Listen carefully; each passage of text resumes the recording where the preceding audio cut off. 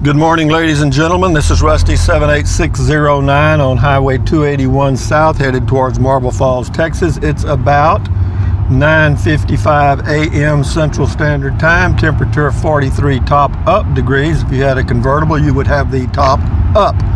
So having said that, what are you going to talk about, Rusty? Well, what I'm going to talk about is RVing and those little, or RVing emergencies. In other words, there's all types of things that can happen when you're traveling, towing an RV, or driving a motorhome. A lot. You know, you can have an accident, you can have a blowout, you can be robbed, you can have your RV stolen. You know, there's all kind of things that could possibly happen. Fortunately, they rarely do. Knock on wood.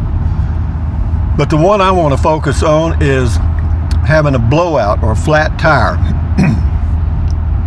Scenario one, you're pulling your travel trailer or driving your motorhome down an interstate and you have a blowout. Now, blowout means the tire goes flat quick. Okay, let me straighten this up. Is that better? Yeah, it is, I think. But anyway, a blowout means the tire just goes flat real quick, and the chances of saving that tire are 1 in 10,000, okay? So don't be worried about ruining a tire, be worried about ruining your life. So, you know, just slow down, find you a safe place to pull over, but get as far off the interstate as you can. I know they have the little shoulders there that you can pull onto, but if it's still flat off to the right of that and it looks okay to pull on out there, do it, because the further you get off that interstate, the better off you're going to be. Because when the repair service gets there, it gives them plenty of room to park and do the work, changing the tire, etc. Or tell it, you know, when you call them, you might as well tell them to bring a new tire, okay?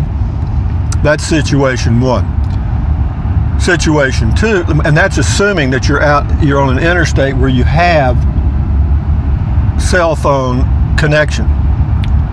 Now let's go to option two. Let's say you're on a little back road and you know, you're cruising, it's late in the evening, you know, you're enjoying the drive, beautiful sunset, etc. And you have a flat tire on your travel trailer or your motorhome. This time, you don't have any internet access, no cell phone coverage, nothing. What do? Well, you still do the first thing. You get off the highway or wherever you can, pull over, and say your prayers, because you may be there the rest of your life. No, there's always options, guys. Anyway, let's just say you're on this old back road and hardly traveled, you know, maybe one car a week or whatever. You know, the worst case thing or possible, maybe a boondocking area. First thing is to get off the thoroughfare if you can. Now, some of these 2-lane roads, and particularly if you're boondocking on a single lane road, you can't get off. Well, then that's just the way that is, because you don't have any option. So you can't call 1-800-COME-FIX or the emergency roadside service people because you don't have a connection. So what do you do then?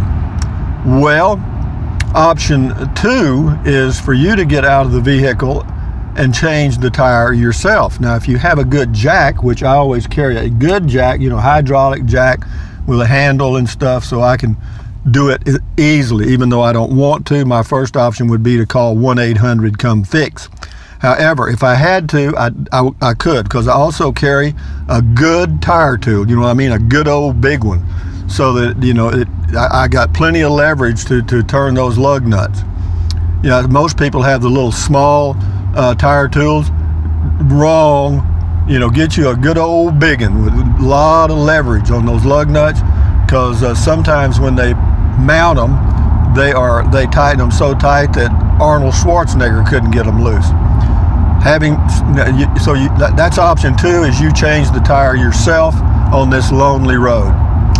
Assuming that works, you're good to go. You're back on the road again.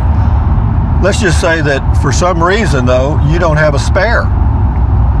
Then what are you doing? Well, you might as well get your paddle out, because you're up that creek. You know what I mean? If you don't have a paddle, you're in deep poo-poo. Yeah, the case gets worse then if you don't have a spare. Now, if you have a single axle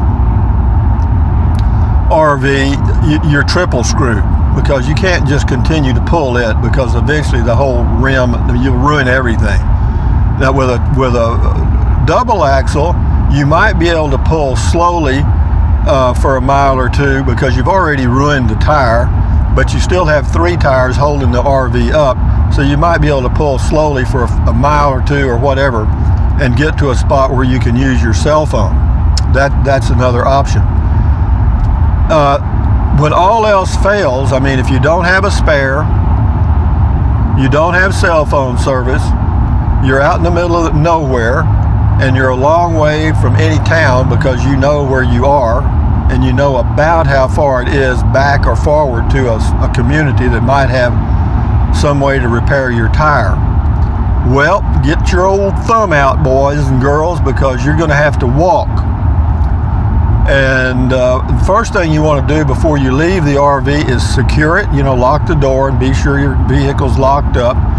Anything of any value, you know, probably try to take that with you if you can carry it, because, you know, you leave a RV parked on the side of a lonely road and Bubba comes by, he might decide he likes your stuff better than you. He's not going to steal your RV because he can't.